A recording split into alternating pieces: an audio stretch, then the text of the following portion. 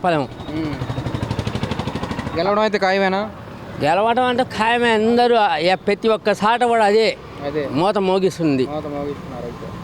Okay. ఇక్కడ మరి స్టేట్లో చంద్రబాబు కావాలా జగన్ కావాలా? చంద్రబాబు కావాలండి. చంద్రబాబు ఎందుకంటే ఏం చెప్తావు? ఎందుకంటే ఏం చేస్తానండి, మొత్తం అసలు మనకి రంజాన్ పండుగ తోఫా ఎత్తేసారా, బియ్యం సరిగా సరిగా చేయట్లేదు, ఏ పని పట్టించుకోవట్లేదు సరిగా. ఈయన వస్తే మాత్రం నెంబర్ 1గా జరిగిద్ది కన్ఫర్మ్గా. అంతే. ఇది మాత్రం ఎందుకు చెప్తున్నా, నువ్వు నీకేం తెలుసా అంటామో, చూస్తే మాకు తెలిసిన కాడ నుంచి మేము చెప్తున్నాం అంతేలే. కానీ నేనేమో ఇది కాదు